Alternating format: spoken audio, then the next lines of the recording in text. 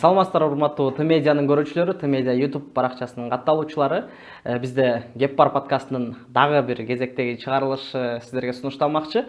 Бул жолку эфирлерибиз эми айырмаланат, себеби буга чейин шоу-бизнес өкүлдөрүн, ырчыларды, актер, актрисаларды чакырып келген болсок, эми мындан ары ишкерлерди, жаратман инсандарды дагы чакырабыз. Андыктан бүгүн бизде өзгөчө конок Кииз Групп чеберканасынын мүдүрү, жетекчиси Сардарбек Салимов. Хош келипсиз эфирге. Ассаламу алейкум. Кандай келип алдыңыз? Эмне жаңылык дегиле Кииз Группта? Өнүгүп атабыз, шүгүр, баары жакшы жүрөбүз. Бүгүн ушул Кииз Групп чеберканасынын башынан баштадык. Эмнеден башталып, азыркы күнгө чейин кандай деңгээлге жеткенге чейин сүйлөшөбүз да. Негизи сиз бул бизнести баштоого кантип кол урдуңуз? Идея каяктан келди? Негизи өзүм тууралуу кичине маалымат берип кетсем, Сардар Салимов жеке ишкер, мугалимдер үй бүлөсүндө төрөлгөм. Анан жаштык кезимден мен ата энем ар дайым сен банкир болосуң, банк чөйрөсүндө иштейсиң деп айтып келишкен. Билбейм, может, ошо 90 жылдары банк чөйрөсүндөгү иштеген адистер мүмкүн азыркы заман тили менен айтканда авторитет болушкан окшойт. Билбейм, бирок кандай ошо. Анан мен университетте бухучет аудит кесибинде окугамда, анан бухгалтердик кесибин тандап окуп 4-курста АКБ Кыргызстан банкына стажировкага баргам, практикага баргам. Практикага барып, ошол жерде иштейм деп практика кылып иштегемде, бирок билесизби, ошо биринчи айта турган нерсем бизде ошо жаштар арасында кесип тандап атканда, мисалы мен банкта иштейм дегем, бирок мен эч качан банкта кандай ишти аткарам конкретный, ошол тууралуу ойлогом. Жөн эле банкта иштейм. Да, жөн эле банкта иштейм деген экем да. Анан ошондо менде ошондой болду. Банкта иштейм деп, бирок банктын кайсыл адистигин иштейм. Бухгалтер боломбу банкта, эсепчи боломбу, же болбосо кассир боломбу, же болбосо менеджер боломбу, финансист боломбу, ошолорду ойлогон эмес экенмин да. Же менеджер боломбу деп. Анан банкка ишке кирип стажировка кылып жүргөндө ошол нерселерди түшүнүп жеткем. Бирок кийин кичине иштеп көргөндөн кийин бул чөйрө меники эмес экендигин түшүнгөм. Бирок жаштык кездеги ошо ата энебиздин ой пикири, анан алар бизге койгон мындай установка деп коет. Ошол нерсеси адам башында калып кетет экен да, ошо ата эне мындай деген ошону кылышым керек деп. Мээңе сиңирген программа десек болот. Программадай да, ооба. Софт деп коет го, ошол сыяктуу. Анан көп банк чөйрөсүндө өзүм иштеп көрдүм. Акыркы иштеген жерим бир чоң микрокредит компаниясында маркетинг бөлүмүнүн жетекчиси болуп да калдым. Бишкекте иштедим, бирок негедир ишим берекелүү болгон жок да. Берекелүү дегенде кандай? Көп акча таппадыңызбы? Береке деген сөздү да чыныгы маанисин ошондо түшүнүп жеттим да. Берекелүү дегенде бул акчанын көлөмү эмес да. Берекелүү дегенде сен азыраак акча табышың мүмкүн, бирок ал сага көп нерсеге жетиши мүмкүн, мындай жемиштүү болот да. Анан билесизби, мен ошол банк чөйрөсүндөн кетип, өзүм жеке бизнес ачкам. Кандай бизнес? Бир компьютерим бар эле, бир цветной принтерим, бир черно-белый принтерим бар болчу. Анан ошондо мен ошол нерсе менен кичинекей эле чакан бир полиграфия ачайын деп ишти баштагам да. Бизнес жолум ушудан башталган негизи. Наукаский подъемдо Фархат Чайханадан ошол несинен бир кичинекей жерди алып, арендага алып, анан ишти баштагам. Билесизби, ошол жерде мен биринчи айы 3000 сом тапкам. 3000 сом. Бирок ошо ата энем жанымда болгондугу мүмкүн дагы башка себептер, бирок ошол 3000 сом мен банкта алып аткан $650 көрө берекелүүрөөк болгон да. Себеп мындай экен да, бул жашоонун мыйзамдары бир гана логикага бойсунбайт экен да. Анан ошондо мен сезгем береке эмне экендигин. Анан билесизби, биз ойлойбуз канча көп акча тапсам ошончо жакшы деп. Бирок ал акчанын берекелүү болушу сөзсүз чоң мааниге ээ экен. Анан мен биринчи ошол алган инсайттардын бири ошол берекени сезген. Ошентип бизнес жолуна киришип ишти баштагам. Мен үчүн өзгөчө оор мөөнөттөр ошол бизнести баштаган учур болгон. Кайсы жылдар? 2013-жылы. 2013-жылы өзүм ар бир адамдын кыялы болот да. Бизнес баштасам, сонбойт, бирөөдөн зависим болбойм, өзүм жеке ишим болот. Анан бизнес болсонун, тез байып кетем. Ошол сыяктуу сөздөр болот ар бир адамда. Бул негизи миф. Эч кайсы адам жөн гана өзүнөн өзү байып кетпейт. Эми адал иштейм десе. Анан билесизби, бизде ошол бизнести баштаганда негизи кылып аткан ишим копия чыгарыш болчу. Рефераттар жасаш мектеп окуучулары үчүн, мугалимдер үчүн бир кандайдыр бир раздаткалар, ошол сыяктуу нерселерди жасайт элем. Анан алардан максимум мен алсам, бир средний чек деп коет бизнесте, максимум 20 сом, 30 сомдук иш жасайт элем да. Эми 30 сомдук иш менен сен качан мисалы үчүн 30 миң жасайсың, байысың да. Бирок ошондо адал мээнет кылгандыгым үчүн, мүмкүн көп аракет кылгандыгым үчүн ошол акчанын берекеси болгон да. Мен көп акча таппайт элем башында. Ама азыр деле уже мен азыр чоң ишкерлерди көрүп туруп, вообще акча таппайт экенмин деп атам. Анан билесизби, жашоо ошондой болду. Аракет кыла бердим. Анан мен бизнес баштаганда негедир бизнеске мындай ишкерликтин даяр жооптору бар деп ойлогом да. Интернеттен издей бердим жоопторду. Мындай сыяктуу, мынаны кылсаң мына болуп кетет экен. Ошондой нерселер. Шаблондор. Негизи бизнесте шаблонубуз жок экен да.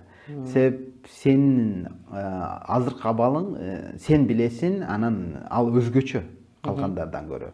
Кээ бир жерлер бар, формулалар бар, аларды колдонсоң сөзсүз өзгөрүү болот. Бирок бизнестин өзгөчөлүгү бул сенин өзүңдүн канча деңгээлде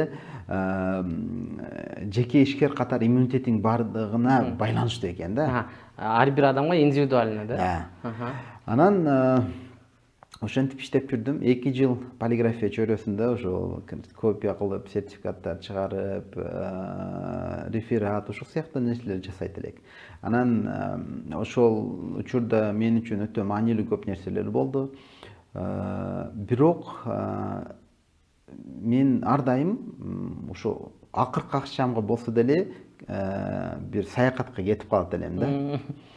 Эми ал учурда мен чет өлкөлөргө чыга элекмин. Бирок анда мен Кыргызстандын чөйрөсүндө эле ошол кандайдыр бир конкурс, семинарлар болсо, Скөлдө, Бишкекте ошондой ар түрдүү мероприятиялар, иш-чаралар болсо, ошолорго барган аракет кылат элем. Анан мен Жашыл ой деген бир форум өтө турган болду. Скөлдө ошол жерге жазылдым. Конкурсный основада объявление чыгарды эле, анан мен жазылып өттүм. Анан алар менден суранышты, сиз ошол сиз кантип банк чөйрөсүнөн кетип өзүңүз жеке ишкерликке кириштиңиз, ошол тууралуу сүйлөп бериңиз деп мага сунушташты. Макул деп алар менен келишим түзүп барам деген.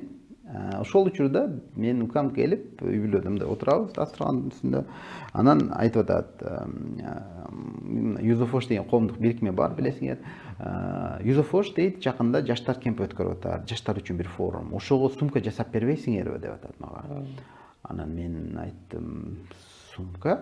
Биз сумка жасабайбыз го дедим. Реферат чыгарабыз бизде. Биз реферат чыгарабыз, биз мына копия, ошол сыяктуу кагаз менен иштейбиз көбүрөөк десем.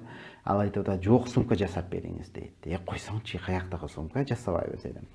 Баягы айткан иммунитет жок болчу да мендечи, ишкерлик иммунитет жок болчу. Анан жок, мен андай кылбайм деп сразу эле мындай отрицать эттим да, десем, ой, койсоңузчу, кылып бериңиз дейт. Анан апам отурат, апам айтты, ке балам деди, ана мен сумканы тигип берейин деди. Себеп апам мен төрөлгөнгө чейин, мен үй бүлөдөгү эң чоң баламын.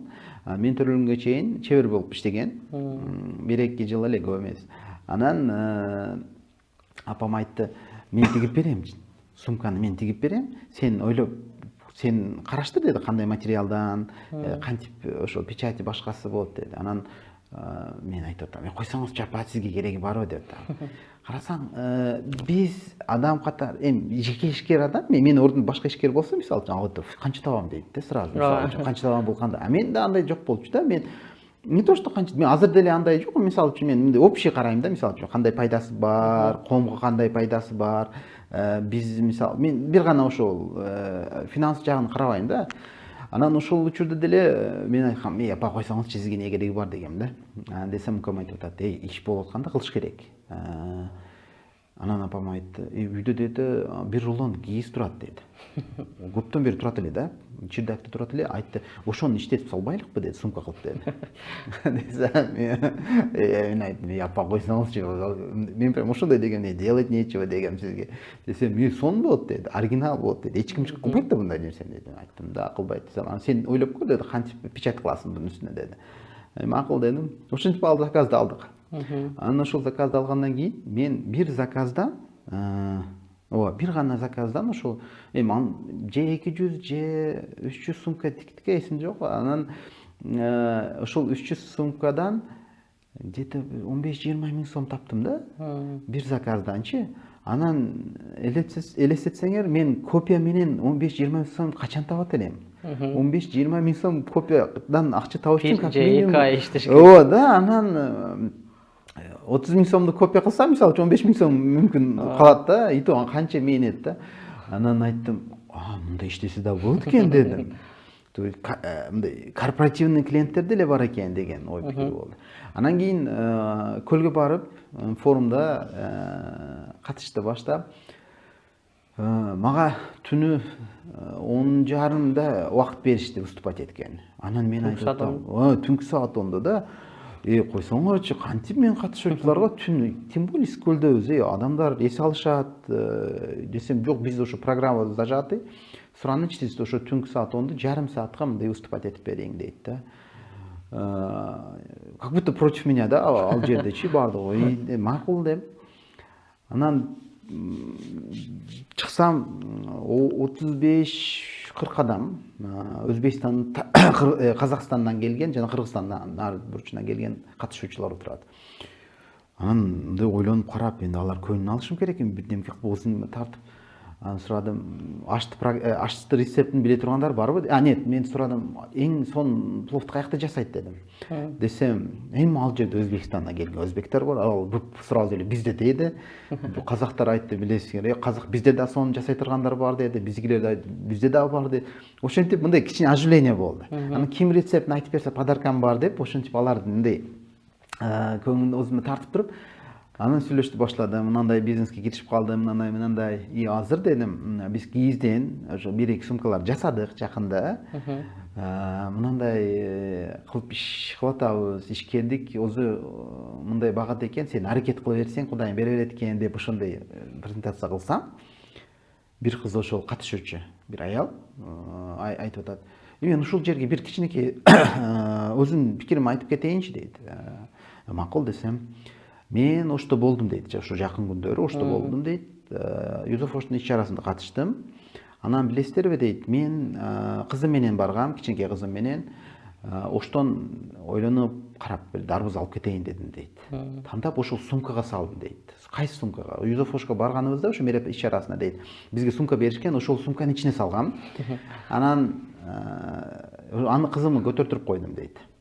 Кызым жолдо кетип атып, сумканы түшүрүп салды дейт, ичиндеги дарбыз өлдү дейт. Анан сумка да өлдү негизи дейт, жаман болуп кетти дейт да. Ойлонуп карап, не кылсам экен деп туруп, бирок дарбызды мусорго таштадым, сумкага жалко болду, сумканы арыкты жудум дейт. Сумканы арыкты жуп, короче, алып, сыгып, анан кайра көтөрүп кете бердим дейт. Анан билесиздерби эмне болду дейт.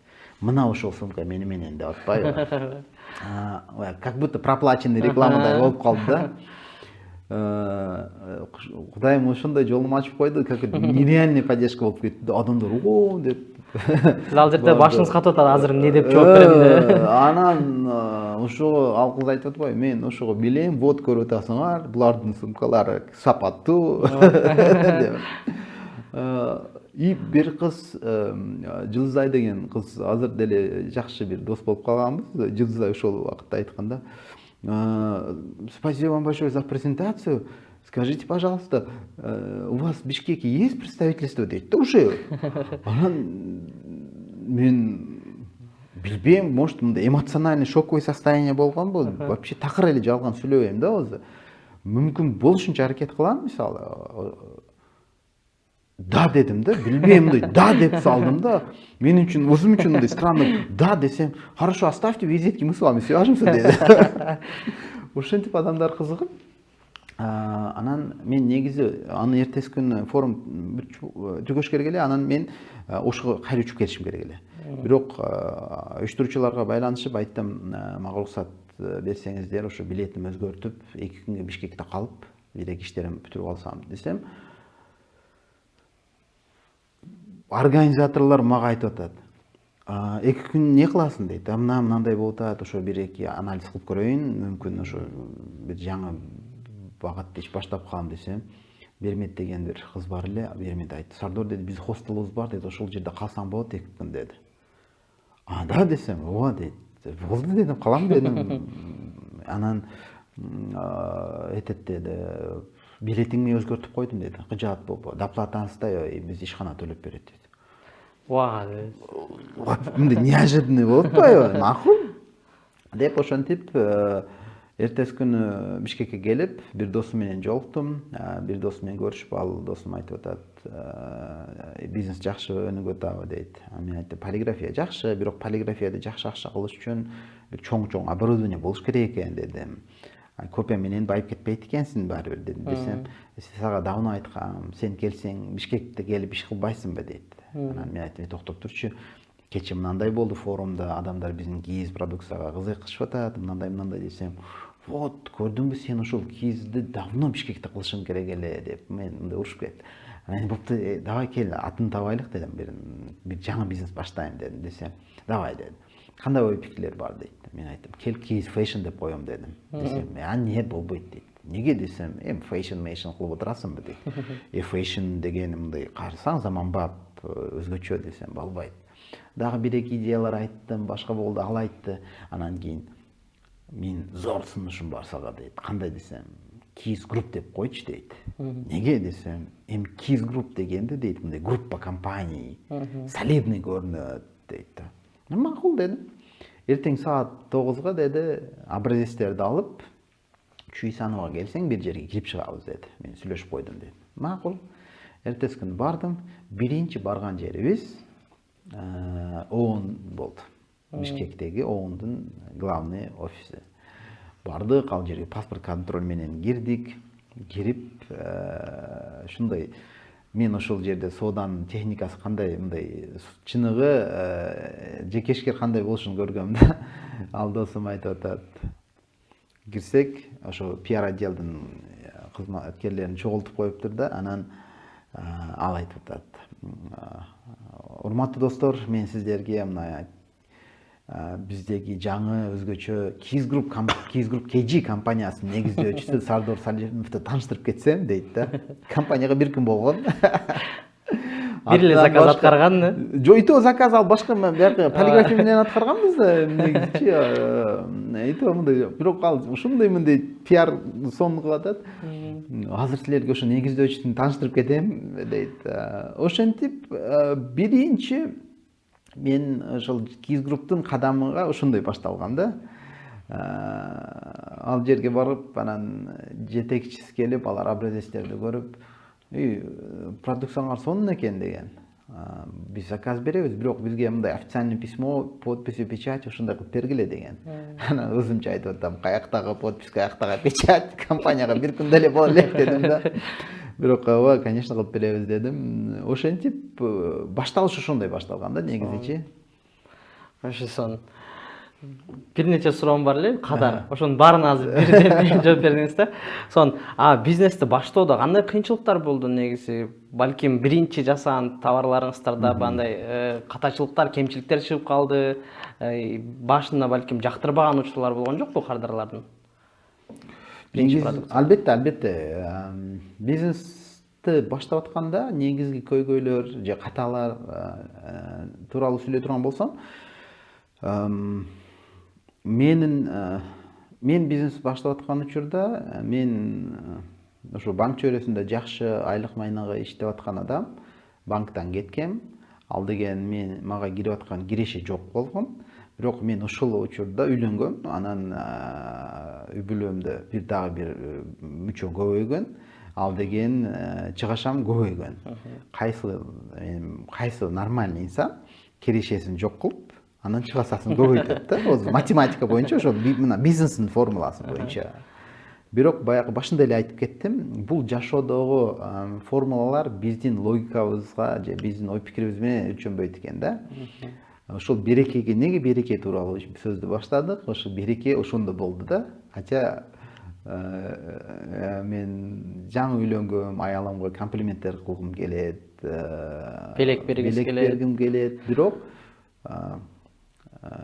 аракет кылгам, берген эмеспин, бирок ал учурдагы белектерди мындай эконом режимде болуп, мүмкүн болушунча аз этип коем. Анан суроого кайта турган болсок, кандай көйгөй десек, мен да ойлойт элем, что мен акчам жок, ошо менин эң негизги көйгөйүм бизнестеги. Бирок андай эмес экен. Акчасы болуп туруп иштете албаган адам көп. Кыла албаган адам миллион акчасы болсо деле улантып кете алышы мүмкүн. Ошондой. Биринчиси бул адамдын өзүн ошо жеке ишкерликке чейин басып өткөн жолу. Ошо өтө маанилүү. Канча деңгээлде ал инсан адамдар менен мамиле кыла алат, туура мамиле кыла алат. Канча деңгээлде ал адам стрессоустойчивый деп коет, ар түрдүү көйгөйлөрдү чече алат. Ошондой комплексный нерселер көбүрөөк таасир кылат. Бул аны түшүнбөстүк биринчи көйгөй деп ойлойм. Что бардык нерсе же сен бардык кылып аткан иштериң сага сөзсүз байланыштуу, сен жооп бересиң ар бир кылып аткан аракетиңе. Экинчиси бул билбегендик, бизнес багытында билимсиздик. Бизнес баары бир биздин коомдо көп адам бизнести көбүрөөк аны кандай десем туура болот, мындай научный подход кылбайт. Бизнесте да мындай общий формулалар бар. Заманбап азыркы күндөгү бизнес анын форматы өзгөргөн. Ал Кытайдан 5 сомдук нерсени алып келип 10 сомго сатсаң, сен азыр андай формула жок, уже иштебейт. Элдин баары эле Кытайдан заказ кылып алат. Ооба. Азыр маркетингди үйрөнүш керек, финучетти үйрөнүш керек, HR-ды үйрөнүш керек. Ошол сыяктуу багыттар көп. Бизнести баштаганымда мен баары бир ошону түшүнүп жеттим, что мен билимим аз бизнесте. Азыр 100% билем, что үйрөнүш керек. Неге? Мисалы, жакында 2 жума болду, мен Ташкентке барып, ушул Kiz Group'ты Ташкентте ачсак экен деген ой пикир менен жүрүп келдик да, аналитика жүргүзүп. 2 түрдөгү ишкерлер менен жолуктум. Алардын негизи деңгээли өтө чоң, бардыгы жолуккандарым чоң обороттор кылышат, чоң акча табышат. Бирок биринчи деңгээлдеги ишкерлер, алар мындай карапайым, эскиче, аны кандай десем болот, мындай дыйканча бизнес алып барат. Ал дегени кандай, бул дыйкандарга мындай сөз тийгизүү эмес, бирок без маркетинга, без мындай, без системы да. То есть, хотя дыйкан адамдар да наоборот пландаштырып бардыгын беркиндей кылат да.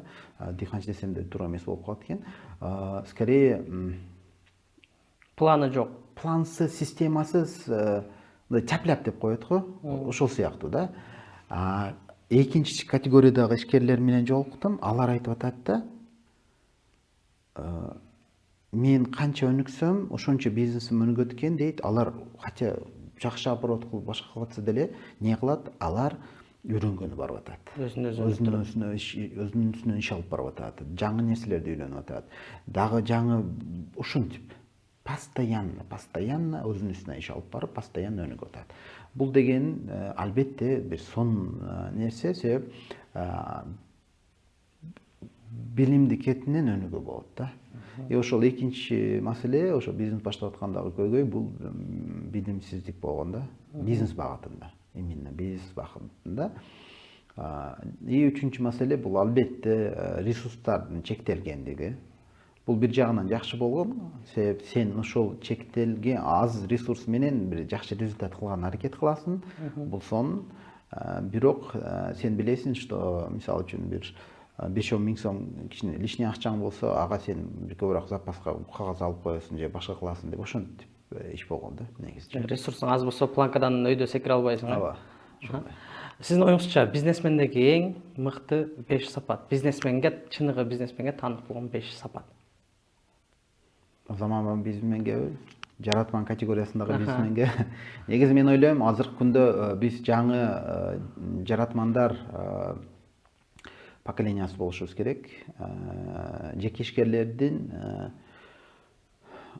азыркы күндө ошондой жаңы жылдыздар чыгып атат. Биздин коомдо ошондойлор чыгыш керек сөз. Биринчи. Неге дегенде, коом өзгөрүп атат, жашоо өзгөрүп атат, экономиканын багаттары өзгөрүп атат да. Ошол биз жаңы жылдыз болушубуз үчүн кандай 5 сапат болуш керек десеңер, биринчиси бул адал болуш керек адам.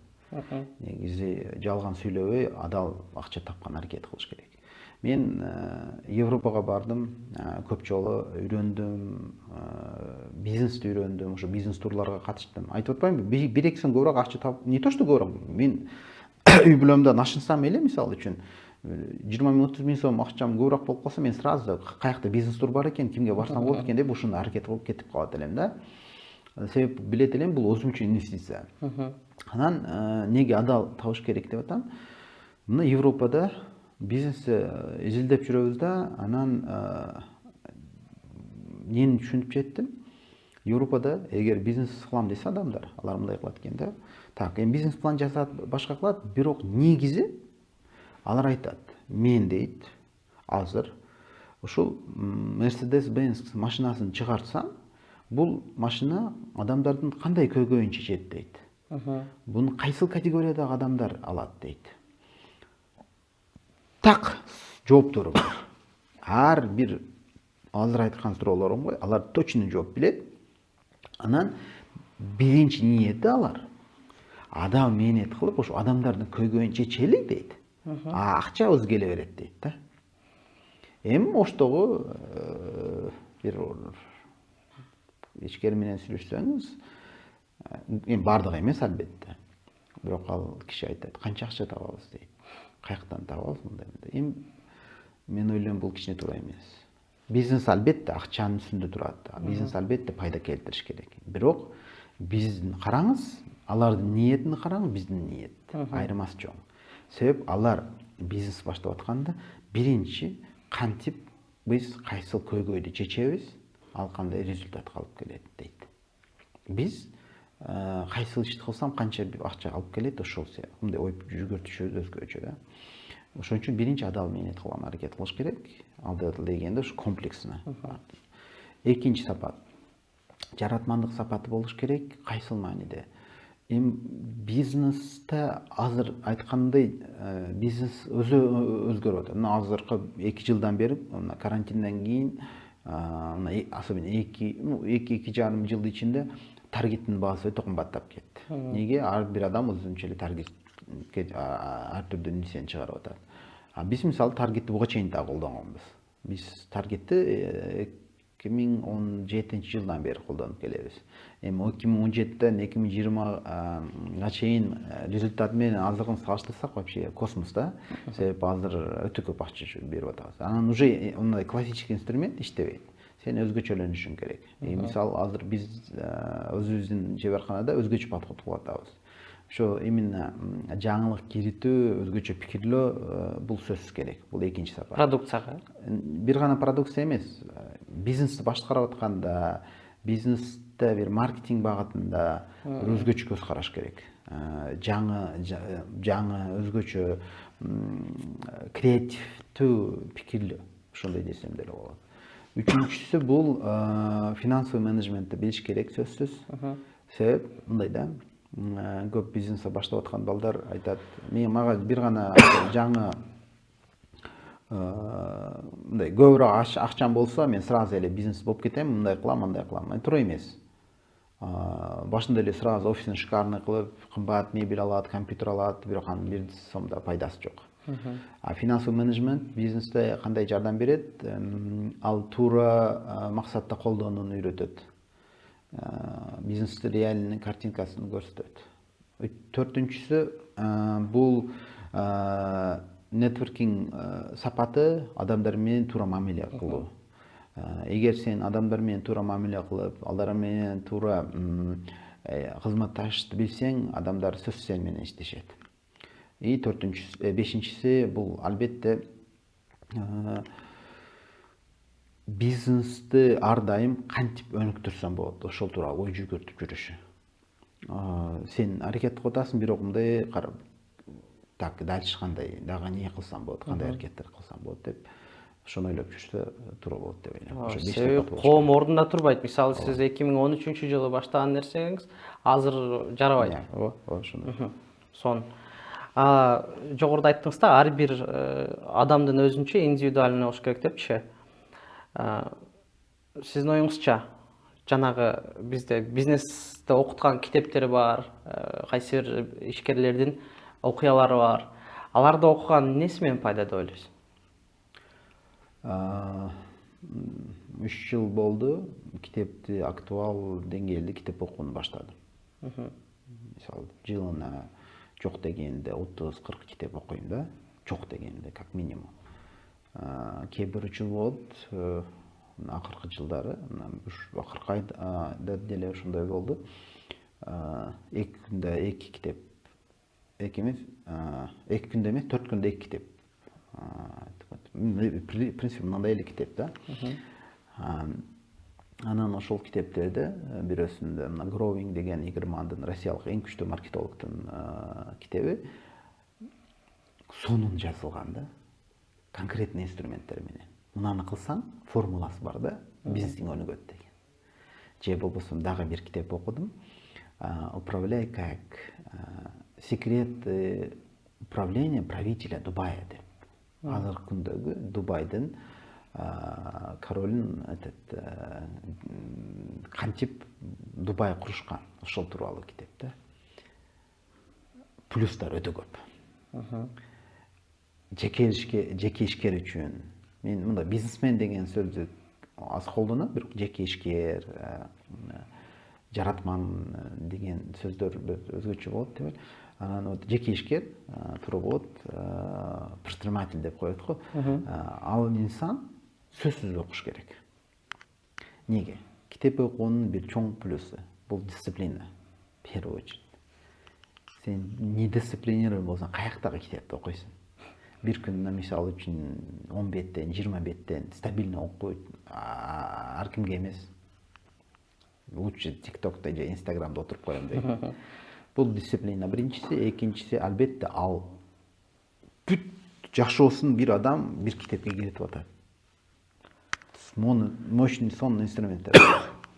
Жана үчүнчүсү, китепти окуп атканда азыркы күндө эң чоң көйгөйлөрдөн бири азыркы замандын бул расфокусировка, клиповое мышление деп коет. Адамдар ошол кыскача видеолорду көрүп, TikTok'тордо отуруп, сабырсыз болуп кетип атпайбы? Фокус жоголуп атат адамдарда. Ошол нерсеге бул чоң плюс бере турган нерсе китеп. Сен бир китепти мындай менде кээде боло турган нерсе, мурда болот эле, особенно китепти эми окушту баштаганда. Мындай китепти бир бетин ачасың, окушту баштайсың да, анан жарымга келгенден кийин түшүнбөйсүң, эмне окудум? Эмне тууралуу Хотя эмне окугансың болуп да, атат эмне деп болот кетесиң. ошондой дейсиң. Почему? Себеп сен оюңда башка жерлерде жүргөнсүң да. И бул чоң плюсу сен китепти окуйсуң да, анан китепти окуганыңда сен не кыласың? Мен ошо бул жарым бетке келип калдымбы, түшүнгөнүм жок, мен кайра окуйт элем. Мен өзүм заставлять этем да, что мен кайра окушум керек деп туруп. Хотя мага что-то окубасам деле болор эди, бирок мен ошондой кылат элем. Ошондуктан бул бир чоң ишкерге дисциплина берүүчү инструмент да. Анан албетте билим аласың башка, бирок биринчиси ошо мен айткан дисциплина, экинчиси ал пайдасы тиет сөзсүз. Кайсы мааниде эми бир адам, мисалы мен окуп аткан адам маркетингди 100 компанияга кылып, 100дөн ашык компания, мүмкүн 1000ден ашык компаниянын маркетингин жолго койгон адам. Значит, ал адам сөзсүз маркетингде менден көрө көбүрөөк билет да. Если бул менин суроолоруңга бир мындай 4-5 бетте жооп болсо, сонунда. И инструменттер сөзсүз алабыз, инструменттер. Мен кадрлар менен иштешүү боюнча кантип, мисалы үчүн Билл Гейтс өзүнүн ишинде мисалы кантип кадрларды андай кылган, кантип ал масштабировать эткен деген нерселерди болсо үйрөнбөйм. Үйрөнөм да. Эртең керек болсо бизде азыр мен ойлойм, биздеги жеке ишкерлер же азыркы күндөгү чоң компания курган инсандар китептерин жаза турган убакытта келет. Мен бизнестеги жолум дегенчи сонун болот да. Мисалы үчүн оштук билбейм, барбы ошондой байкелер. Мен бизнесте мындай кылдым, мындай тоскоолдуктар болду, анан мындайга эриштим. Силер ал кайталабагыла мына каталарымы деп жазса сонун болот да. Ошондо алардын тажрыйбасынан окшоштуктарды алса болот экен да. Болот, албетте болот. Анда сиздин ишкерлигиңизге кайтсак да, GIZ Group'тун продукциялары эмнеси менен уникалдуу? Биздин концепциябыз бар негизи. Эко этно эксклюзив деп коебуз. Ар бир биз чыгарып аткан буюм эко болуш керек. Этно деген бул сөзсүз кандайдыр бир ой мечими менен болуш керек жана эксклюзив өзүнө өзү айтып атат, өзгөчөлүнүп туруш керек. Анан концепциянын негизи бул ошо 3 болгондон кийин биз эмне түшүнүп жеттик? Бизде жашоодо өтө көп стереотиптер бар. Биздин коомдо адамдар көп нерселерди ошо стереотип слишком көп. И биринчи бул ишти баштаганда мен башка адамдар сыяктуу эле мындай кылсам болот экен, мен да кийизден ар түрдүү нерсе чыгарсам болот экен деген. Бирок биздин ошо өзгөчөлүктү башында эле кылганбыз да. Анан мен айткам, так, биз кийизден заманбап нерселер чыгарабыз деген. Анын кандай нерсе десем билбейм, ойлоп көрөбүз дегем да. Бизилде ошо кошелектор, визитницалар жана башка ар түрдүү нерсе чыгарган аракет кылганбыз. Вообще мен өзүбүздү айтып коеюн, биз окшошпогон товарлар боюнча чемпионбуз негизичи. Себеп өтө көп нерсе аракет кылып көргөнбүз чыгарганы, окшошпогон. Бунда плюс бар экен. Анан азыркы күндө биз офиске кирсеңиз дубалга чоң кылып чыгарып коебуз. Бизде мурас менен инновация айкалышат дейбиз да, дайымчы. Биздин концепция ошондой. И неге стереотиптер тууралуу айттым? Стереотиптер тууралуу айтканым себеп адамдар түшүнгөн адамдар айтат, молодец, жакшы иштеп атасың дейт. Кээ бир түшүнбөгөндөр хейтер деп коебуз го, ар түрдүү жаман сүйлөйт, башка болот. Бирок мен эмне түшүнүп жеттим? Мен сөзүм менен эмес, аракетим менен көрсөтүшүм керек экен дедим. Далилдеш керек. Да. Кантип мен көп адамга айтам, биз кыргыз идентикасын жаңы деңгээлге чыгарып атабыз, чыгардык деле десем болот десем, кантип дейт. Биз өзүбүздүн буюмдар аркылуу. Азыр биздин офиске барсаңыз, биз карта асып койгонбуз. Ал картада биздин буюмдар жетип барган жерлер турат. Ал кайсы жерлер десең, дүйнөнүн бүт жери. Африка, Южный Африка менен Аргентина ошол жерлер да, мисалы. Бир жума болду Италияда, мисалы, эгемендүүлүктүн майрамдашты, эгемендүүлүктү аларга биз партнер катары жардам бердик. Итальянецтер шокто биздин буюмдардан. Америкада ынтымак кубогу болду. Же болбосо не то что ынтымак кубогу, аларга партнер катары колдоп бир-эки буюмдар кылып бердик. Андан сырткары бул жерде айта турган нерсе, биздин буюмдарды Кыргызстандын атынан белек катары алып кетип аткандар көбөйдү. Себеп адам тем более мисалы чет өлкөдөгү бир досуна бир белек бергиси келип атат. Аны үчүн ойлонот да, мисалы бул белек берсем ал колдонобу, колдонбойбу же кандай болот деп. Биз кийизден сом кылып бир сумка тигип берип атабыз, анан ал жерге атын жазып коюп атабыз. Мисалы үчүн Джонатан там деп бирдемке деп. Ал белекти алып ошол ойму чиймелер менен алып таң калып атат. Себеп өзгөчөлүгүн билип атат продукт. Ошондуктан биздин концепциябыз же өзгөчөлүгүбүз ошол аракет кылып, далилдеп, чыныгы ойму чиймелердин, тарыхты, маданиятты өзүбүздүн продукттар аркылуу жайылтып атабыз. Мен ойлойм, бул жакшы иш. Ошол уникалдуу продукциялардын ичинен эң эле өзгөчөсү, эң эле сурап талапка ээ болгону кайсыл болду? Анан кайсыл продукциялар мындай керек эмес, буну чыгарыштын кереги жок деп токтотуп койдуңуздар? Ал нерсе мындай экен да, убакыт өтүшү менен өзгөрө берет экен. Мисалы үчүн биз ишти баштаганыбызда, азыркы күнгө чейин деле паспорттун чехолдору бар. Алар арзан, анан элге жагат, өзүнүн аты менен чыгарат, ошо ойму чиймес менен болгондугу үчүн адамдарга көбүрөөк жагат. Анан өзгөчө да ошол продукт товар локомотив деп коет. Көбүрөөк сатылып, көбүрөөк талапка ээ болгон товар. Мисалы. Бирок биз бир гана ошол продукт тууралуу ойлоп жүрө берсек, анда болбой калат. Себеп биз неге баягы айттым, чемпион по неуспешным продуктам дегендей, жаңы продукт чыгарбасак, ал нерсе калып кетер. Уже биз өнүкпөйбүз да. Ошондуктан ар дайым бир жаңылык чыгарганга аракет кылабыз. Бунун арасында мисалы мына инстабуктарыбыз бар, фотоальбом кийизден чыгарылган, өзгөчө. Же болбосо мына 2 жыл болду, Асман деген сумка чыгарганбыз. Асман сумканын концепциясы кандай жаралган? Бир күн ошо Бишкекке кетип атып, аэропортто отурам да, анан адамдардын колундагы сумкаларды карап чыктым. Кичине маани берип мындай карасам, бирөөсүнүн колунда деле мындай Кыргызстанда кыргыздын сумкасы жок. Жок. Өзүңүз ойлоңуз, мисалы үчүн ал деген значит ошол бир рейсте 150 адам учса, 150 адам Кытайдан сумка алышканда как минимум, же болбосо бир Турциядан же башка жер. Бирок көбү албетте Кытайдын сумкалары. Значит биз Кытай деп айтып атат экенбиз да. Же болбосо майла байчты деле сөз эмес, бирок неге өзүбүздүн өндүрүштү колдобойбуз? Мага кичине обидно болду. Анан мен сумка чыгардым, Асман деген. Асман ошо асмандарга көтөрүлө турган, асманда сен менен жараныңда боло турган сумка деп чыгардык. Жакшы, окшошуп атат. Албетте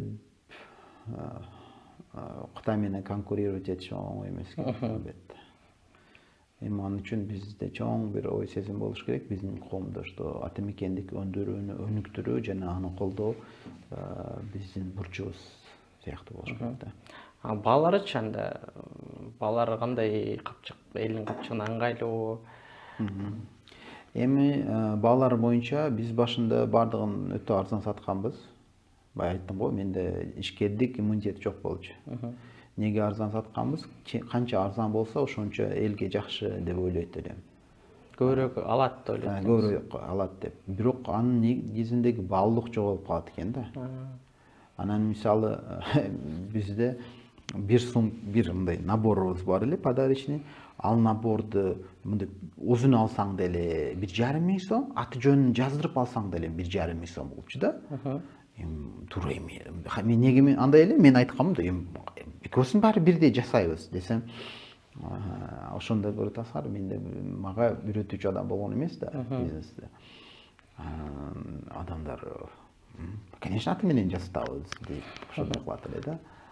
Азыр мен түшүнүп жетип атам, мисалы үчүн адамдын аты менен жазылса, жеке жасалса, анын соответственно баалуулугу өзгөчө болот. Ошондой кылыш керек экен деп. Бизде баалар өтө баары бир доступный. Бирок биз ушул багытта уже ишти баштадык да. Жеке мындай индивидуал жасалса, өзгөчө бир элементтер кошулса, ага дизайн жасалса, анын баалуулугу сөзсүз өсөт, анын кымбатыраак болуш керек деген нерсеге келдик. Экологиялык жактан кандай пайдасы бар?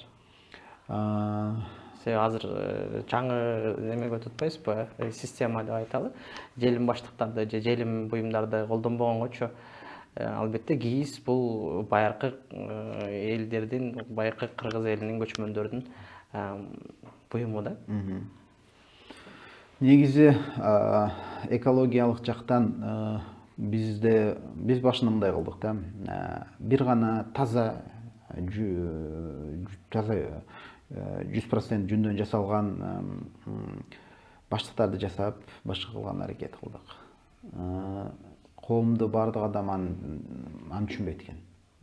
Анын баардыгын баалабайт экен. Анын баасы кымбатыраак чыгып калды. Кийин аралаштырып кылышты баштадык. Кээ бир жеринен тери менен жасашты баштадык. Комбинировать этишти баштадык. Азыркы күндө келип мүмкүн болушунча кайра баары бир ошол мына Бишкекте деле завод ачылып калды. Сапаттуу жүндөн кийиз жасап бере турган эм ачылып атат. Ачылды десем деле болот, бирок алардын да кичине бир эки нюанстары бар. Качан коом ошо эко продукция керек жана ошого өтүшүбүз керектигин түшүнгөндө иштеп чыгаруучуларга ошондой оңой болот деп ойлойм да. Себеби биз как раз сизди буга чейинки суроого кайра келе турган болсок, эгер натуральный баардыгын эко кыла турган болсоң кымбат түшүп кетип атат. Эл албай калат. Эл албай калат. Бизнес каякта өнүксүн. Ошол жерлери бар да.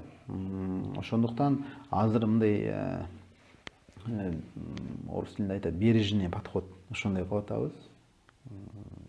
Абайлап аракет кылып, бирок элде ошол нерсеге үйрөткөнү кылып аткан аракеттерибиз уже 5-6 жылдан бери аракет кылып атабыз. Анан буну биз өзүбүз соц тармактар аркылуу да өзүбүздүн продукция аркылуу да чыгарабыз. Именно акыркы кирипкен жаңылыктардан бири ар бир заказдын ичине кичинекей мындай кагазга райхан, ошол сыяктуу көкөттөр, гүлдөр жана башка нерселердин уруктарын салып кошуп бердик кардарларга. Өзгөчө да. Эми бир өсүндө бирдемке өсүп чыкса деле кандай сонун болот деп. Бирок мен акыркы күндөр ойлонуп калган нерсем, андай нерсени салып берсек, эртең биздин мисалы Европага алып кетет, Америкага алып кетет, алып кетип атса, анын ичинде эмне бар деп башына уртабы дедим да мен клиенттердичи. Ошонусу ойлонтуруп койду. Бирок ошондой нерселерди чыгарып атабыз, мисалы. Эко көз карашыбыз ошодо бизде. Жакшы. Анын жогоруда айтпадыңызбы, ата мекендик өндүрүштү эл бир аз колдобой атат дегенчи. Балким бул парадокс, бирок ата мекендик өндүрүш мындай кымбаттай сезиле берет да. Башка четтен келгенгечи бул жөнүндө эмне дейт? Мен колдобой атат дегеним жок. Ата мекендик өндүрүштү колдош өзү принципи жок бизде. Мындай культурасы, маданияты жок. Мен бүгүн полиграфия ачсам, мен дос кем айтат, сонун болду, мага кичине скидка менен эми полиграфия кызматтары болот дейт. Эми бул чындык да. Ал мисалы үчүн может редко кем адам айтат да, кандай жүр колдоп келелик, ошо биз досубуз полиграфия ачыптыр жем. Мен полиграфия ачканымда эки кабинет болчу. Биз ичинде тамак ичебиз, башка кылабыз, мындай складыбыз. Анан бул жакта отура турган жерим. Мен угуп турам да, билинет. Анан бир байке бар эле. Ал киши постоянно киргенде мен ага бекер кылып берет элем. Билет. Анан мен бул жакта отурсам, мен стажер балам копия кылып берди ага. Копия кылып берип, канча сом болду деди. 12 сом болду десе, менден Сардор акча албайт эле. Деп талашкан да. Ошондо мен жаман обидно болгон. Себеби ал кишиге мен канча жолу керек болсо бекер кылып бергем. Бирок бир жолу акча берип койгону 12 сом бергени ошондой жаман болду да. Өтө талашты да ал бала мененчи. Прям как положено. И то аны билем, акчасы бар адам. Коомдо баары андай деген эмес. Бирок ошондой учурлар сени ушул учур жана башка ушул сыяктуу учурлар биздин коомдо колдош культурасы жок экендигин көрсөтөт. Албетте атамекендик өндүрүш, караңыздар. Атамекендик өндүрүш эми жаралып атабыз. Эми бүтүнө туруп атат. Эми мындай жок болчу. Жок, буга чейин компаниялар жок болчу өзү негизи. Эми адамдар бирдемке жаратайын, аракет кылайын, бизнес кылайын деп аракет кылышып атат. Албетте, мына мен сизге бир кичинекей бир пример катары айтып берейин. Германияда компаниялардын орточо жашы, жаш компаниялар 10-15 жыл эсептелинет. Орточо жаштагы компаниялар 50 жыл менен 100 жылдын тегерегинде эсептелинет. Жаш чоң компания канча жыл десем, 100 жылдан 500 жылга чейин иштеп аткан компаниялар бар дейт. Чындыкты айтыш керек. Mercedes-Benz канча деген мировой кризистерди өтүп, канча деген согуштар болду, башынан өткөрдү. Канчалаган мисалы үчүн бүт дүйнөдөгү экономикада болуп аткан ар түрдүү нерселер, карантин, ковид жана башка нерселерди полный башынан өткөрүп, азыр деле Mercedes-Benz жаңы 223 кузов жакында чыкканмы, өткөндө чыккан болсо, дагы номер 1. Неге? Караңыз, бизнесте принципи бар да аларда.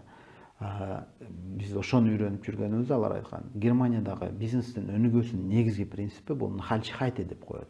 Немисчесинен нахальщихайте деген сөз. Ал туруктуулук дегенде мындай кичине перевод ошого жакыныраак болот. Көп нерсени өзүнө багыттанат, бирок ошол туруктуулук бизнеске келиш үчүн, бизнесте болуш үчүн биз албетте башындагы кадамдарды мындай колдоп өнүктүргөнү аракет кылып алышыбыз керек да. Алар сонун өнүгүшөт. Неге? Бизнес уже иммунитет бар. Эми караңыз, биз жаш өлкөбүз. Бизде эми бизнес өнүгүп атат. Ага мүмкүнчүлүк бериш керек. Ал өнүгүш керек. Адамдарда бар потенциал. Бизде 5 жылда ачылган 5 компаниядан 4-өсү жабылат. Статистика ошондой. Неге? Себеп бизде колуң менен эсептейсиң 15-20 жылдан бери, 15-20 жылдан көбүрөөк иштеп аткан компанияларды. Значит, туруктуулук жок. Туруктуулук болуш үчүн көп нерсе параметрлер таасир этет. Бирок точно билем, биз туруктуу бизнес жасашыбыз үчүн бизде бизнес культура өнүгүш керек да. Жаныбызда Кытай, конечно, мен азыр сумка чыгарып атам, мага сумканын өзү себестоимости 1,5 миң сомго түшүп атса, мисалы үчүн. Кытайдан бирөөсү барат да 700 сомго жасатып келет. Бирок ал чоң фабрикада жасаткан, меники индивидуальный жеке жасалып атат. Меники биздин баалуулуктар менен жасалып атат. Меникин биздин ошо чебер эжелерибиз жасап атат.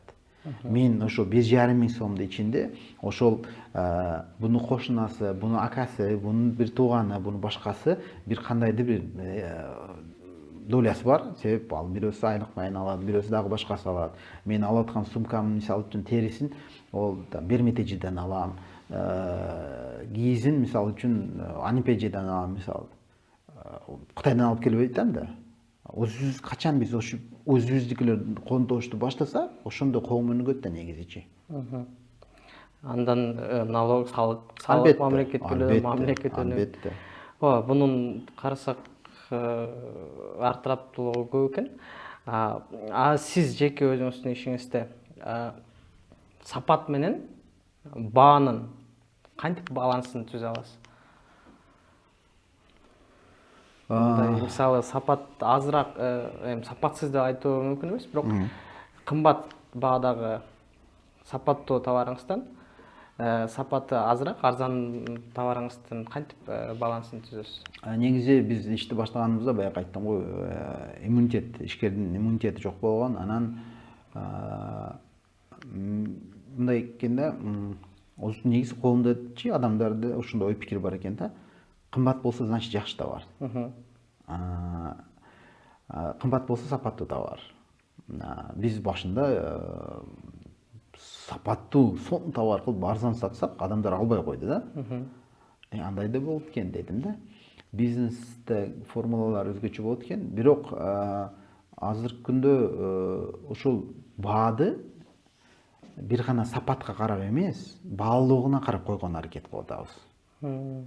Ошол товар канча деңгээлде баалуулук, канча деңгээлде кандай көйгөйлөрдү чечет адамдардын. Мисалы караңыз, бизде белекке бере турган мындай наборлор бар. Апалар үчүн атайын набор бар. Анын ичинде 7 продукт бар, аты жөнү жазылат, сүрөтү чыгарылат, башка. Апаңызды кубантканы сүйүндүрүш үчүн 2,5 миң сом акча бере албайсызбы?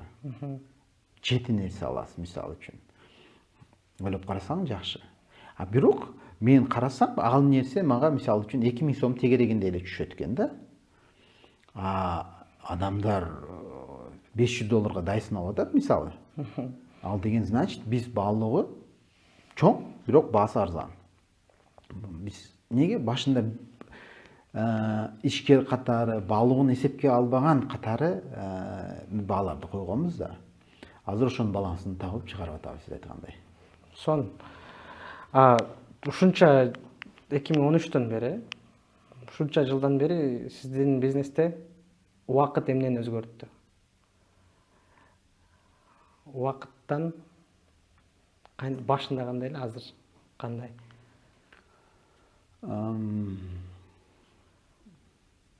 Мен башында бир 3 жыл же 4 жыл бүт жашоомду бизнеске багыштадым да. Бизнеске берип салдым. Түнү менен иштедим, күндүз иштедим. Полный ошо 24/7 деп коебуз го. Ошентип бизнесте ичте элем. Убакыт кандай өткөнүн да билбей калдым. Жашоом кантип өткөнүн да билбей калдым. Ошол башындагы 3-4 жылдын ичинде. Кийин өнүгүш башталганда компания, өнүгүш дегенде деле бул мындай нерсе экен да. Сен болуп аткан иштерди же өнүгүү катары кабыл аласың, же наоборот. Мисалы, бизнесте бир точный формуласы бар. Бизнес эч качан ордунда турбайт. Ал өсөт же өспөйт да. Ал өсөт же мындай графикти көрсөңүз деле, бизнес эч качан мындай стабильно кетпейт да. Же мындай болот, же мындай болот да. Же үстүнө, же астына карап кетет. Болду. Башка жооп жок. Анан буну көрүп билүү чоң нерсе. Анан япондордун бир сөзү бар экен да. Быстро это когда медленно, но стабильно дейт экен да. Биз өтө көп кыйынчылыктардан өттүк. Азыр деле өтүп атабыз. Биздин графикти көрсөк, компаниянын өнүгүшүн кээде мындай, ушундай да. Бирок общий алсак, ошол 9 жыл ичинде мындай өсүү бар да. Мен ойлойм, ошо негизги показатель ошо.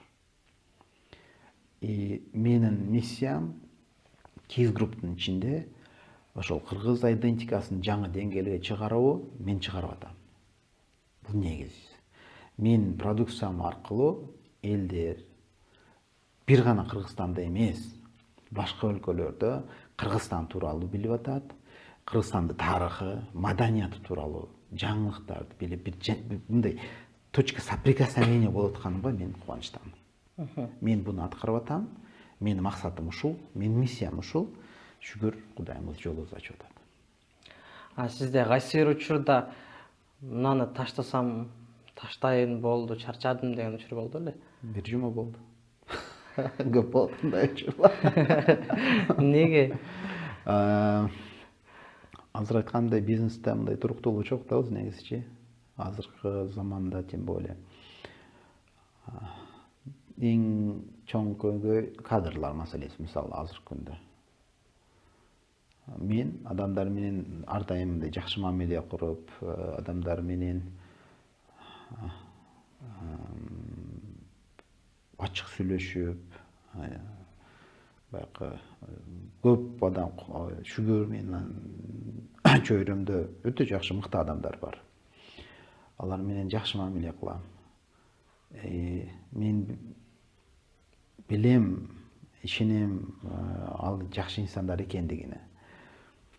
Мен азыркы күндө деле иштеп аткандар жаман адамдар эмес. Бирок ошол кадрлар маселеси адамды тажатып атат. Себеп мүмкүн мыкты кадрлар башка чет өлкөлөргө кетип калган. Жаштарды даярдайм десең, жаштар арасында сабырдуулуусу, аракетчени аз. Кичине конфликт болду, мен кетип калам дейт. Не то что даже конфликт, но ошо бир жума болду деген себеп. Бир убакыт осунда эки ошо жаш кадрым бар, болду дейт, мен эртеден иштебейм дейт. Сиз коркутат? Мени коркутат да. Пошел дегим келди, бирок ал эртең кетип калса, ишибиз токтоп калат. Ушул сыяктуу нерсе да.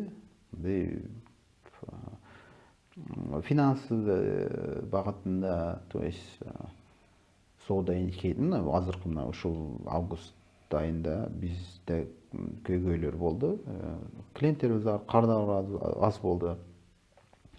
Ал эми сен айлык майына беришиң керек, арендаң бар, жана башка расходторуң бар. Аны кантип төлөйсүң? Бул нерсе таасир кылат да. Бул нерсе сөзсүз адамдын маанайына таасир кылат. Ошондуктан бирок ошондой кыйынчылыктарга карабай маанайды көтөрүп аракет кылам. Эмне ошол сизди токтотпой кайра алдыга кыймылдаганы түрткү берет?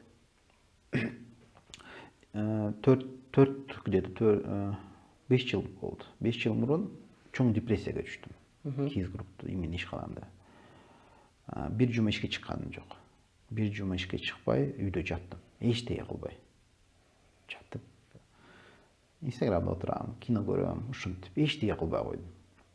Бизнесте вообще пожар, өлүп атат баардыгы. Бирок мен өлүп кетсин дедим да. Ошондой пикир болду. Анан мындай жок да, депрессиядамын да. Бирок жандагылар эч ким билбей атат.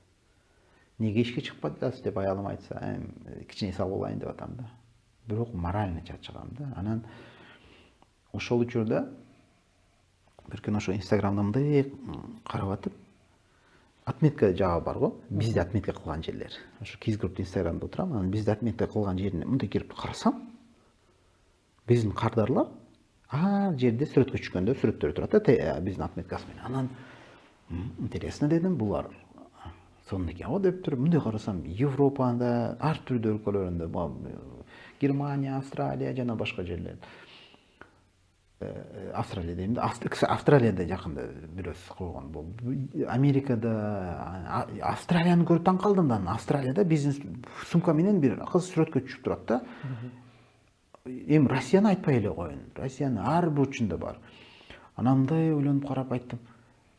Мен уже максатымга почти жетиппин дедим. Себеп менин максатым ушул биздин буюмдарды дүйнөгө таратуу болчу. Уже таралып атат экен дедим. Мен азыр ушунча аракет кылып турайм, ушул жерге келип кол таштап кетемби дедим. Жок дедим. Эми кайра кылам деп, ошентип кайра энергия алып ишти баштагам да, кайра. Эми азыркы күндө уже андай случайга чейин барбайбыз, депрессияга чейин. Азыр сразу аракет кылып. Уже азыркы проблемалар же азыркы бизнестин көлөмү андайга жол койбойт уже. Эми ишкерлердин дагы өзүнүн мындай жашоосу бар да, бир эле иш эмес. Ошондогу жеке жашооңуздагы балким көйгөйлөр, балким ишиңиз жакшы нерселер, ошол менен ишиңиздин ортосундагы балансты кантип табасыз? Бирөө бири бирисине тоскоол болбойбу? Тоскоол болот, ар күн тоскоол болот. Мен айтып атпаймынбы, ошо бизде бизнес алып баруу маданияты өзгөчө да. Биз жашообузду берип салабыз да ичкечи. Мисалы үчүн мен ошо ишти башында 4-5 айттым, 3-4 жыл полностью бизнеске киришип кеттим деп. Бирок жашоомду унутуп койдум да. Азыр ошого баланс издеген аракет кылып атам. Япон техникасы бар, кайдзен деген, ошо кайдзенди киргизип атабыз. Бизнести системный башкаруу, ошону үйрөнүп атам. Бизнеске бизнестей жандашуу боюнча ошол нерселерди үйрөнүп баланс тапкан аракеттемин. Акыркы жылдары жаман эмес, жакшы окшошуп атат секен. Бирок жашоодо негизги приоритет дейбизби, эң маанилүү нерсе бул албетте үй бүлө.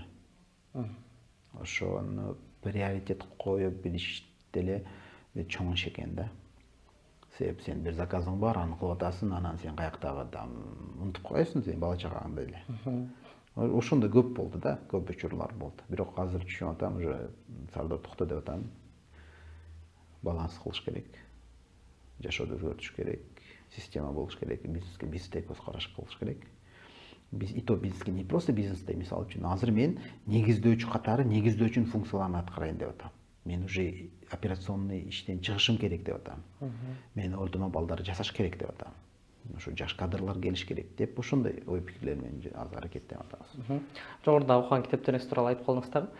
Сиздин ушул дал ушул бизнестеги тажрыйбаңызда кайсы китептер сиздин жолуңузду башка жака бурду? Балким бул китепти окугандан кийин сиздин жашооңуз өзгөрө баштады.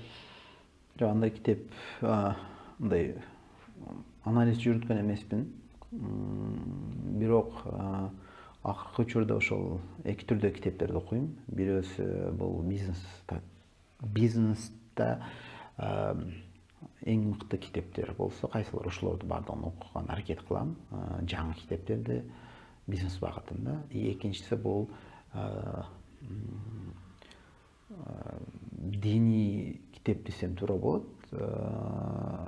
Руханий китеп даже, диний эмес ошол. Себеп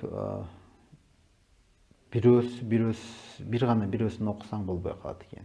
Анан мен мисалы үчүн руханий багытта качан өнүксөм, качан Сардор ар түрдүү көйгөйлөргө мындай чыдамдуулук, туруктуулук бере алып турган киши катары, инсан катары болсо, ошондо жакшы болот экен. Ал эми караңыз, сиз руханий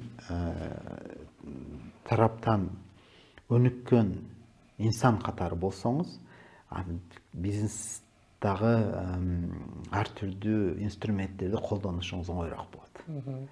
Ошондуктан бир китеп менин жашоомду мындай өзгөртүп салды деп айта албайм, бирок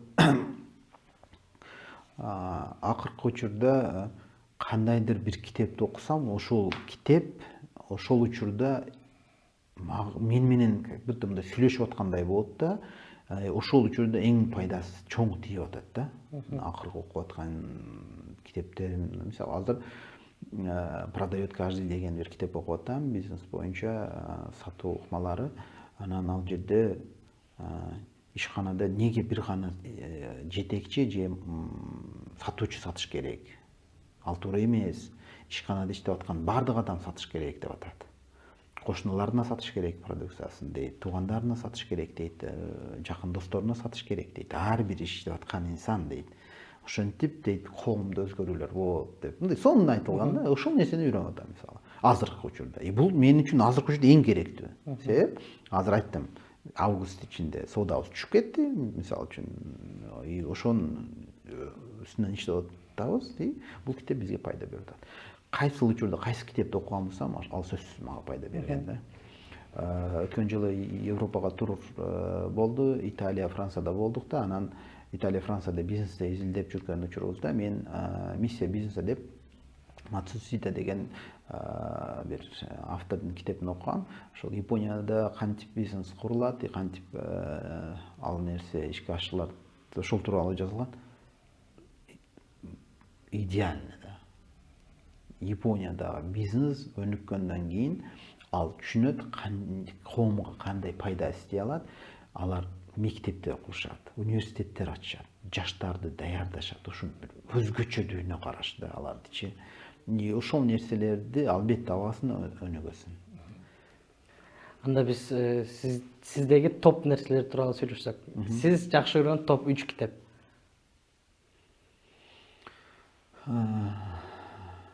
Без разницы кандай категорияда экен.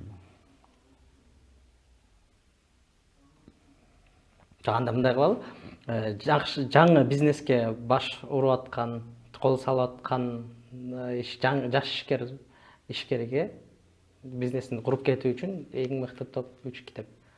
Эми жаңы бизнес баштап аткан инсанга биринчиси Питер Друкер эсимде. Жок, Майкл Гребер деген бир жазуучу бар. Анын миссия бизнес деп коет. От иллюзии к успеху деген китеп бар. Сон китеп. Кантип адамдар бизнес баштайт, бизнеске келет, ушул тууралуу жазылган. Сон прям мен рекомендация берет. Точно көп адамга берген мында. Экинчи китеп албетте бул мына Самый богатый человек в Вавилоне деп. Ошол китеп жакшы китеп, финансылык сабаттуулукту үйрөтөт. Бир гана ал эмес. Үчүнчү китеп азыр күндө бизде кадимки мына Совет өлкөсү келгенге чейин бизде болгон бизнес тууралуу, биздин баалуулуктардын негизинде курулган бизнестер, ушулар тууралуу китептер чыгып калды. Ошол китептерди изилдеп караса мен ойлойм сонун болот. Бар андай китептер деле. Азыр изилдеп тапса болот. Жакшы китептер чыгып калган. Ал биздин тарыхта кантип биздин мисалы үчүн батырлар, кантип биздин ошол мурдагы жаратмандар кантип жашашкан жана кантип алар бизнести жасашкан. Ошол тууралуу жазылган. Ошол нерсени үйрөнүш керек. Бул негизи эски Түркистан жана Орто Азия өлкөлөрү билесиздер, түрк элдери, анын тарыхы өтө чоң. Ал тарыхты үйрөнүшүбүз керек сөзсүз. Азыр биз эми түшүнүп калдык, кандай политикага аралашпайм, бирок бул чоң тарыхты жок кылганы аракет кылгандар бар. Анан азыр биз билебиз, биз мындай ошол өзүбүз тарыхты үйрөнүп өнүгүшүбүз керек сөзсүз. Ал учурда деле жаратмандар болгон, ошол жаратмандар тууралуу китептер бар. Ошону үчүнчү китебим ошол деп ойлойм. Сизге жаккан топ 3 фильм, кино? 5. 100% топ. Экинчиси Сиздин кругозоруңузга балким кандайдыр бир таасирин? Эми калгандарын айтпай эле коеюн. Ошо менен 5 топ азыр. Эми башка кинолор көп, бирок андай мен мындай кино көрүп анча отурган. Киноман эмессиз? Киноман эмесмин, жок. Сиздин жашооңуздагы жашоо образы, топ 3 жашоо образы, мисалы спорт болушу мүмкүн же башка би балким. Азыр ошо дисциплина тууралуу айтып кеттим. Дисциплинированный болгонго аракет кылып атам да. Телефонумга деле привычкалар чыгардым. Ошо привычкалар приложениясы. Ошо күндө суу ичиш керек, мындай кылыш керек эмес. Бирок мен ошол кыла турган сөзсүз иштерим бул күнүнө обязательно бир 10 же 20 бет китеп окуйм, сөзсүз. Ол 20 бет, менин правилам боюнча 20. Түнүмдө уктап калып деле окуйм да, ошо өзүм заставлять этем.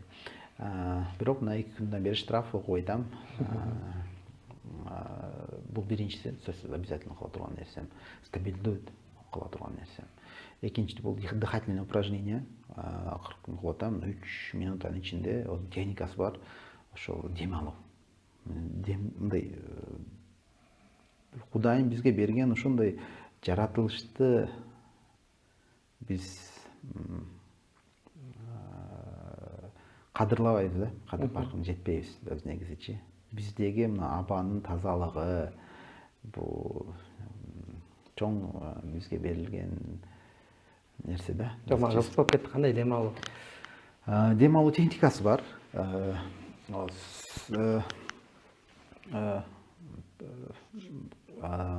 Кандай десем болот? Буну биздин организм суу менен кислороддон турат негизичи.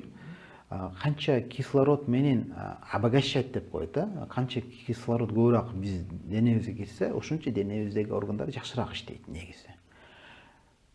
Бир күндө канча жолу сиз мындай от души чукул дем алып мындай чукур воздух тартып туруп, анан канча жолу ушундай техника менен практика кыласыз. Андай адамдар жок буга фокус бере турган. Мен ойлонбойт да. Мен ар күнү эле кылып аткан ишим дейсиң да. Бирок негизи мунун техникасы бар, муну үйрөнүш керек, сөзсүз. Даже мындай стулда отуруп туруп, 6, 7, 8 деген нерсе бар, по-моему. Анан айтат, биринчиси вдох. Да, вдох 6 секунд, кийин 7 секунд кармап турасың да, и выдох 8 секунд. 8 секунд чыгарасың. Ошону 2-3 мүнөт кылып көрсөңөр, бул өзгөчө ощущение. Хотя эчтеке кереги жок да. Ошондой кылам, сөзсүз. Бул экинчиси. Жана үчүнчүсү бул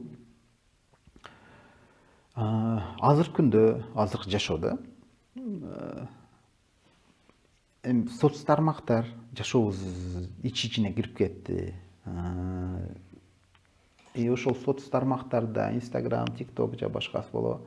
Ошодо эки типтеги адамдар болот да. Контент жаратуучу болот, контент көрүүчү болот да.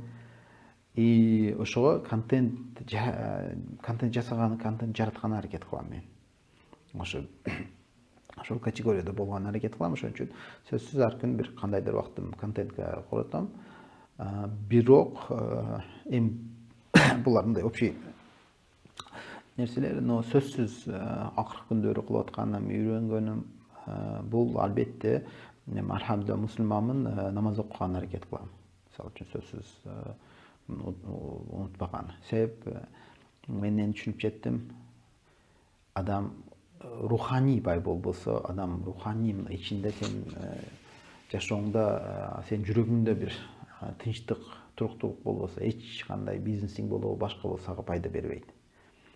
Ал эми сенде мындай руханий байлык болсо, сен коомду да ойлойсуң, чөйрөнү ойлойсуң, сен адамдарга жакшылык кылышта аракет кыласың. Или бир гана мисал, мекенди сүйүү имандан. Иман бул албетте биздин ошол динибиз. Ошондой. Акыркы суроолордун бири, акыркы мындан кийин, келечекте 10 жылдан кийин Kiz Group'тун келечегин кандай көрөсүз?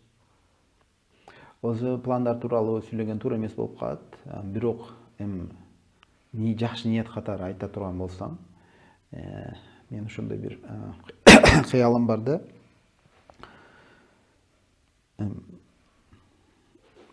Мисалы, сиз 10 жылдан кийин Европада жүрөсүз да. Эйфель башынага бардыңыз, көрдүңүз. Мына 100 жылдан бери ушул нерсе турат, адамдар келишип атат. Турист карасаңчы, бул бренд күчтүү да башняны деп көрүп, таң калып, мындай түшсөңүз 1,5 турат. Louis Vuitton башка деп. Эми бул француздар деп, жигидеп мындай жанына карасаң Kiz Group турат. Мына Кыргызстандан чыккан бренд го, эко продукциялар чыгарат, өзгөчө необычный нерселер чыгарат деп адамдар ошону көрсүн дейм. Италияга барса, где-то Римде биздин бутиктер, Америка же башка дүйнөнүн түрдө өлкөсүндө Кыргызстандан чыккан бренд болсо, сон болот да. Ушул менин кыялым. Оозуңуз калмай. Акыркы суроом, бул бизге келген коноктун ар бирине берилет, кайсыл тармактын инсаны болбосун. Бул жашоодо көзү барбы, көзү өткөнбү? Бир адам менен бир саамга сүйлөшүп отурууга мүмкүнчүлүгүңүз болсо, ал ким болот эле? Мухаммад саллаллаху алейхи вассалам. Мен кандай суроо берет элеңиз? Суроо бербейт элем, просто ал киши менен жанында турушуп атса. Эгерде бул жашоодо көзү бар адамды алсакчы?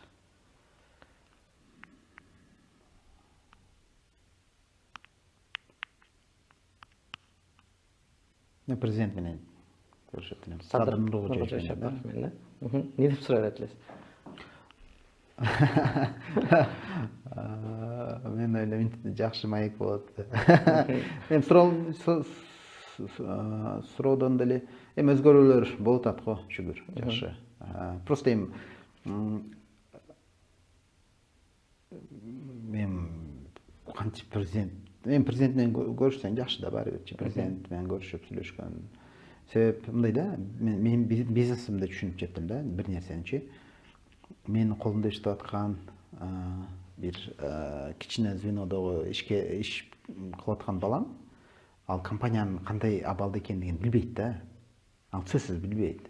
Ал узунча эле чечимдер чыгарат, ошол масштабында эле, ой жүгүртүүсүнүн масштабында ой пикир мындай жүгүртөт да. Мисалы үчүн биз точно билишибиз керек, что мисалы үчүн азыр президенттин реальный положениясын президенттен башка эч ким билбейт. Кандай абалда экенин, ол адамдар ушактар менен жашап сүрбөйбү. Бирок мен неге президент менен көрүшөйүн деп атам? Мисалы үчүн мен сурайт элем, биздин как бы общий картина канака, интересный, мисалы. Ушул сыяктуу нерсе да. Ушул. Сонун. Эфирге келип бергениңиз үчүн ыраазычылык билдиребиз. 1,5 саат дээрлик көзүм канча өтүп кетти.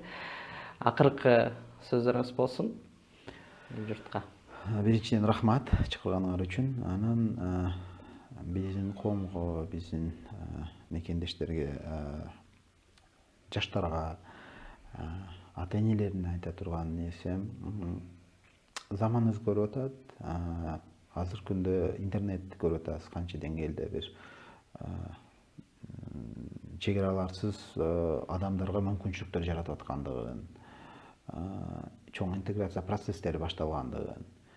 Анан ушундай өзгөрүүлөр жана инновациялар заманында биздин өлкөлөрдөн жаңы жылдыздар чыгыш керек деп ойлойм. Анан буга бир мисал футболду келтире турган болсом, мына 90-жылдар биз билебиз, мен атам айтат эле, Пеле, Марадона дегендер болгон дейт. Анан кийин биз аларды өзүбүз көрдүк, Зидан, Фиго деген, Бекхэм деген оюнчулар болду. Кийин убакыты келип мына Криштиану Роналдо, Месси, Неймар деген оюнчулардын заманы келди, жылдыздардын. Азыркы күнгө келип мына Мбаппе деген жаңы жылдыз чыккан, ушул сыяктуу жылдыздар. Анан тарыхка ушул футбол тарыхына бир гана карасаң, жылдыздар өзгөрөт экен да. Жылдыздар өзгөрөт. Жашоонун формуласы ошондой. Бул нерсе бизнесте, политикада, бардыгында ошондой. Дүйнө жүзүндө бизнес жылдыздары деле өзгөрөт. Келечекте буюрса бизден ошондой жылдыздар чыгыш керек деп ойлойм. Ошондуктан мен каалойм, коомго айта турган сөзүм, бизден деле ошондой жылдыздар чыксын. Буюрса. Рахмат. Рахмат. Урматтуу Т-медианын көрүүчүлөрү, Т-медиа YouTube баракчасынын катталуучулары, бүгүн бизде эфирде конокто Giz Group чыгарканасынын негиздөөчүсү, мүдүрү Сардырбек Салимов агабыз болду. Сизге дагы бир ирет ыраазычылык билдиребиз. Рахмат.